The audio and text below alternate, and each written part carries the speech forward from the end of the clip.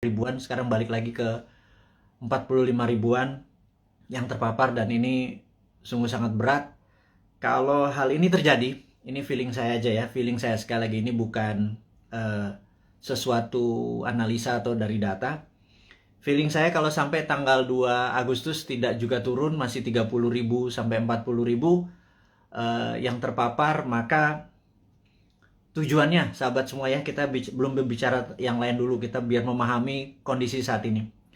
Jadi niat pemerintah mengadakan PPKM yang saya sampai sekarang lupa artinya apa gitu, mohon maaf, ngapunten pisan, ngapunten. Jadi yang jelas adalah kita waktu awal-awal Juli itu kita terpapar 30.000, 40.000, 50.000. Kemudian pemerintah berharap kalau itu turun sampai di bawah 10.000 yang terpapar per hari, maka itu adalah masa PPKM dilepas dan kita kembali berkehidupan sosial seperti biasa, normal gitu ya. Dan ternyata setelah kemarin PPKM itu gagal membawa ke angka 10.000, kemudian diperpanjang lagi, dan sekarang diperpanjang lagi setelah sampai tanggal 25, 26 diperpanjang lagi, sekarang diperpanjang lagi sampai 2 Agustus. Nah, yang diharapkan adalah dengan PPKM itu adalah pergerakan manusia, human movement adalah di bawah 50%. Tapi kalau bisa 70%. Tapi apa daya, faktanya hanya 15%, alias yang 80-an persen masih bergerak seperti biasa.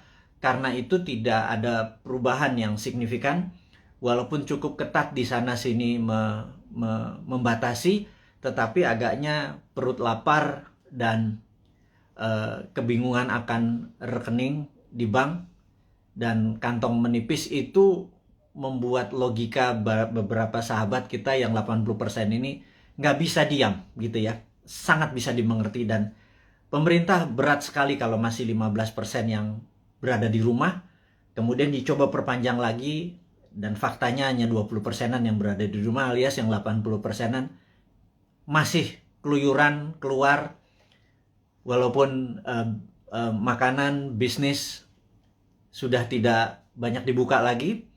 Dan masukan dari beberapa teman yang dulu pada saat di rumah dia pakai Gojek, pakai GoFood, pakai pesan-pesanan online, food online, ternyata rekening bulanannya meledak.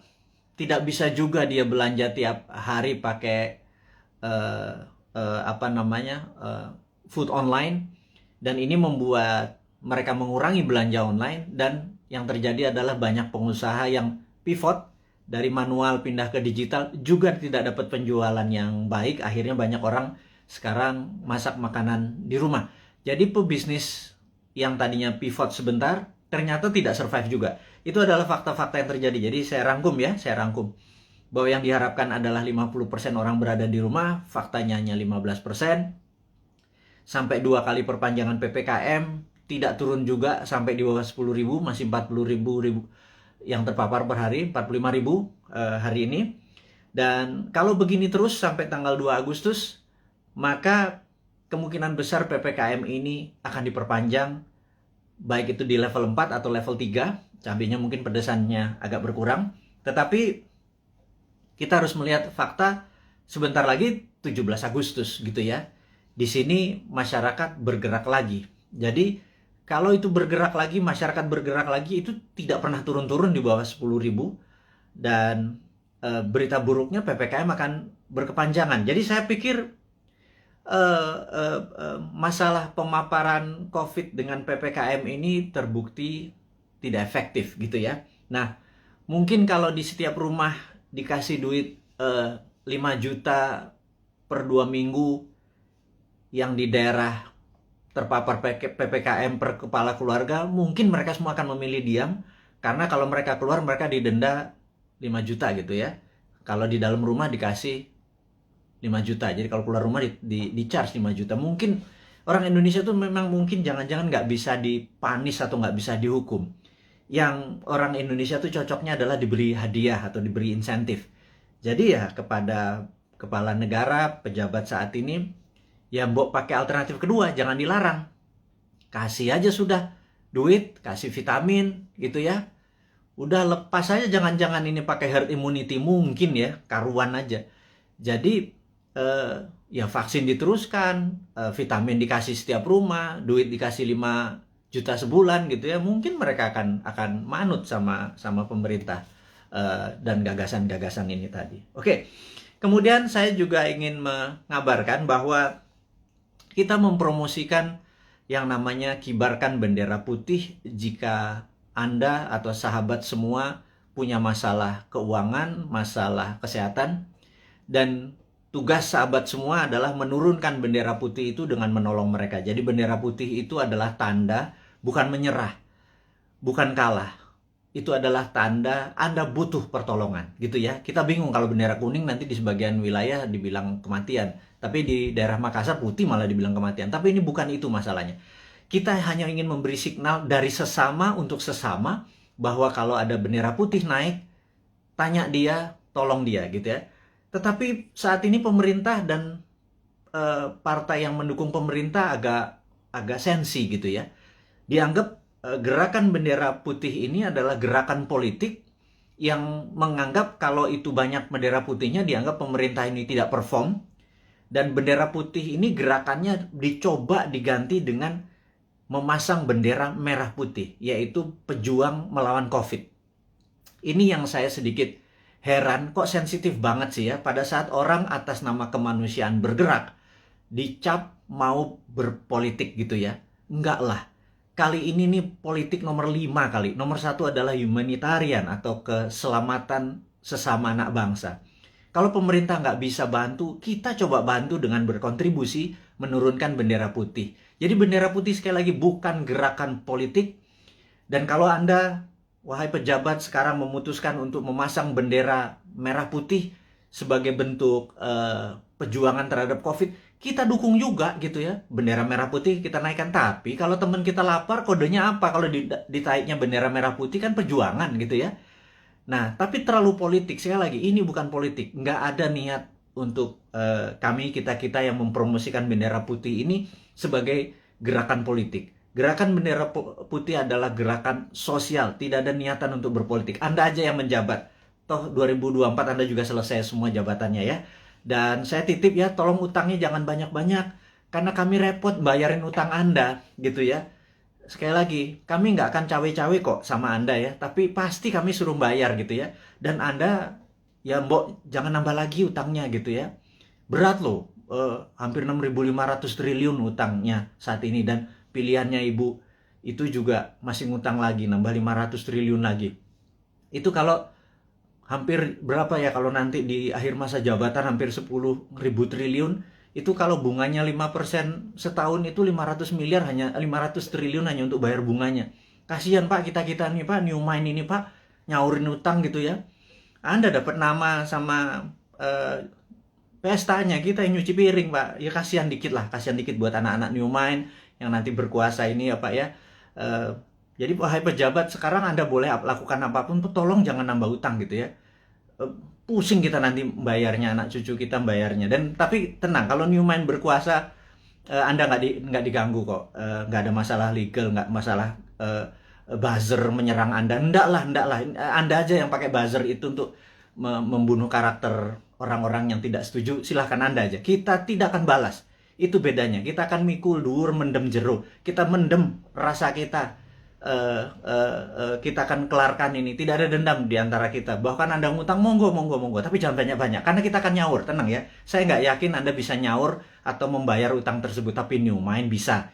Jadi sekali lagi, pesan kepada pejabat, Anda masih punya 3 tahun, bendera putih bukan gerakan politik, bendera merah putih Anda adalah gerakan politik. Anda mau berjuang melawan COVID, kita juga berjuang melawan COVID, kita mau membantu sama, itu adalah gerakan kita. Anda nggak dukung, nggak apa-apa. Anda mau menjalankan 3 tahun lagi, monggo, silahkan, kami nggak cawe-cawe.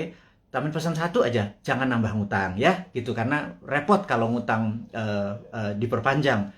Karena pasti kami yang nyaur, kami yang ini. Anda sekarang silahkan terus kedua, Anda boleh menggunakan buzzer, silahkan membunuh siapapun yang Anda mau oposisi, Anda mau eksekusi dengan buzzer Anda, silahkan. Tapi nanti Jangan harap, kami nggak akan gabung dengan oposisi, kami juga nggak akan gabung dengan itu. Kami anggap semuanya old mind ya, mau oposisi mau incumbent, kami anggap semuanya old mind ya. Sekali lagi kami ulangi, new mind itu menganggap oposisi saat ini dan incumbent itu adalah old mind. Kenapa kami bilang oposisi itu adalah old mind? Karena sampai sekarang oposisi itu tidak juga memberikan solusi kepada pemerintah. Dan kedua, pemerintah saat ini bengep-bengep berjuang lundang-lundung sendirian, keberatan, ditolong, disaranin, gak denger, ya wis, kita cuma bisa ngasih saran, kita nggak pernah ngeritik loh, ngeritik kasih saran, atau ngasih saran sekalian, Anda nggak pakai silahkan, nanti kita pakai gitu ya. Jadi sekali lagi, New Mind itu bukan oposisi, New Mind itu bukan incumbent, New Mind adalah NKRI garis lucu, dah gitu ya.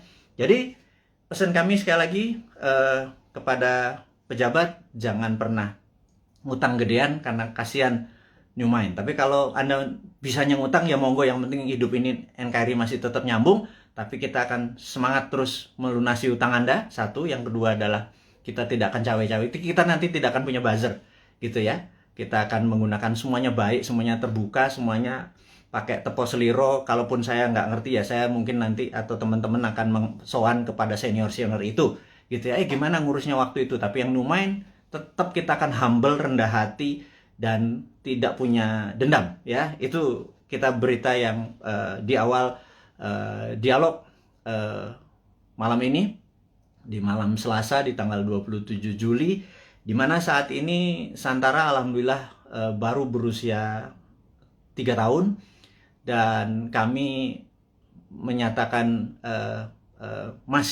perjuangan masih panjang untuk menolong UKM akar rumput. Kami baru saja menyalurkan total 3 tahun itu tidak sampai 200 miliar.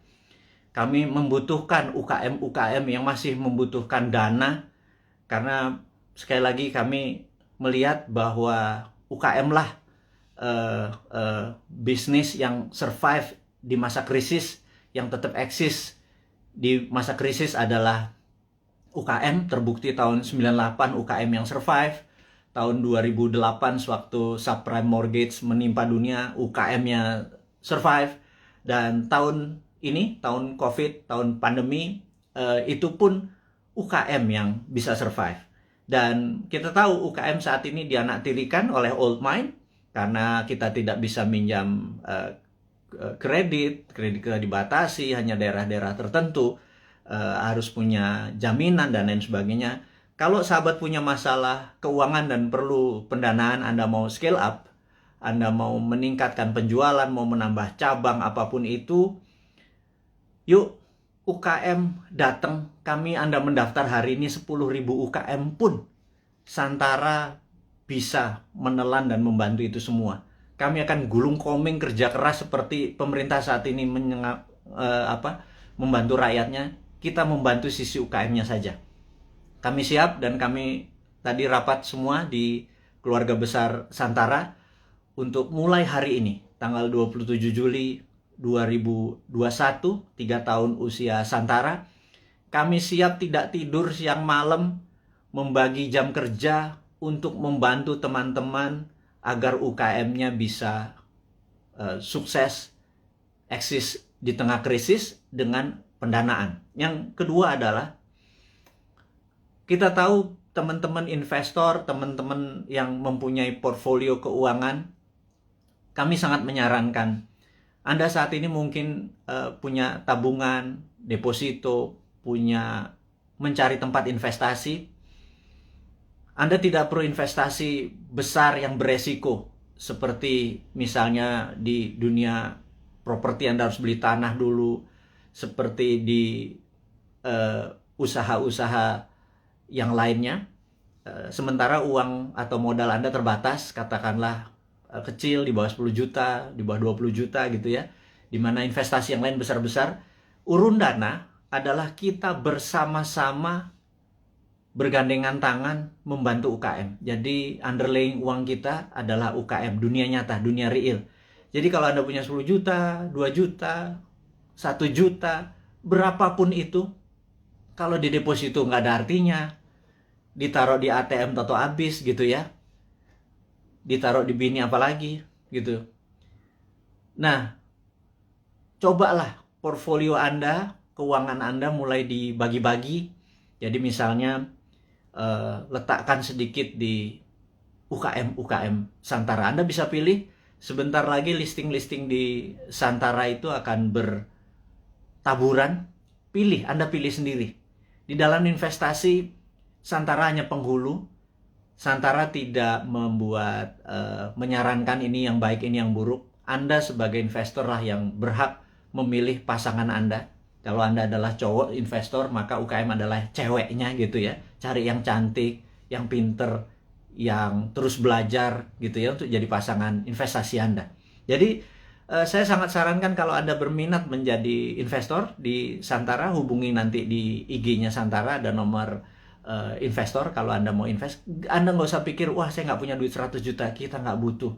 Sahabat, kita yang butuh adalah uang-uang yang nganggur, yang receh, ketimbang ditaruh di tabungan Anda di celengan babi itu. Namanya juga celeng gitu ya. Anda pindahkan aja 1.500.000 uang Anda itu pindahkan ke UKM. Jadi ada dua hal. Satu, Anda bisa dapat dividennya. Dua, Anda menolong ekonomi saudara kita sendiri, para UKM. Jadi itulah filosofi Santara dan niat Santara untuk membantu. Dan Santara saat ini kami ingin melaporkan juga bahwa dalam 2-3 tahun ke depan, dan mulai dari ulang tahun yang ketiga ini, kita akan membuat Santara Internasional. Jadi Santara Viet di Vietnam, Santara Thai di Thailand, dan Santara Filipina. Itu 3 negara akan kita buat duluan. Jadi kita ingin Santara ini go internasional. Itu kita udah siapkan, kita udah ada mitranya. Jadi bukan hanya Gojek bisa di Vietnam, Santara pun bisa. Karena Santara punya keunikan. Ini adalah equity crowdfunding pertama di Indonesia dan terbesar. Dan kita bercita-cita ingin menjadi yang terbesar di ASEAN atau di regional. Dan ini hanya membuktikan bahwa Indonesia bukan jago kandang. Indonesia di bawah New Mind itu ekspor kita. Buktinya Santara. Karena di Vietnam, di Thailand, dan di Filipina tidak ada. Jadi kita go global, company kita. Dari sana ya dong untuk dong ya. Jadi Vietnam untuk Vietnam, Thailand untuk Thailand. Dia hanya pakai softwarenya kita. Dan mereka sangat antusias sekali. Nah, bayangkan kalau nanti ada 10.000 perusahaan Vietnam listing di Vietnam, tapi di Indonesia cuma 1.000. Yang ada masalah adalah orang Indonesianya. Orang Indonesia kakek mikir kali ya. Banyakan mikir, banyakan analisa, kepinteran kali ya, jangan-jangan. Karena itulah saya pikir ke depan, mbok kurangi mikir gitu ya. Berprasangka baik, banyak baca, terus banyak berdiskusi yang sehat. Jangan ngikuti buzzer nggak buat kita pinter gitu ya. Buzzer buat kita hanya jadi kuda-kuda terus, curiga terus gitu. Jadi sahabat semua, kita lanjut lagi. Santara Go Internasional ini dikawal oleh seorang profesional yang khusus untuk melaksanakan di bidang internasional ini. Dan kami serius sekali untuk membuat Santara menjadi perusahaan regional gitu ya. Kemudian ada lagi yang menarik. Santara adalah satu-satunya yang maaf agak meler ini. Jadi Santara satu-satunya saat ini yang siap dengan secondary. Secondary itu begini. Kalau Anda invest, Anda ingin exit. Itu exitnya bisa di secondary. Jadi investasi itu ada dua. Satu dari dividen, di mana Anda dapat benefitnya, dividen. Dua adalah kenaikan dari nilai saham tersebut. Dan kenaikan nilai saham tersebut bisa Anda lepas di mana? Di secondary market. Jadi kalau Anda misalnya saat ini di IDX atau di Bursa Efek Indonesia, Anda membeli saham katakanlah BCA gitu ya, harganya lupa saya sekarang berapa, 30.000 atau 29.000 kali. Begitu Anda membeli, suatu hari harganya menjadi 30.000 atau 31.000, ada untung 1.000-2.000 perak.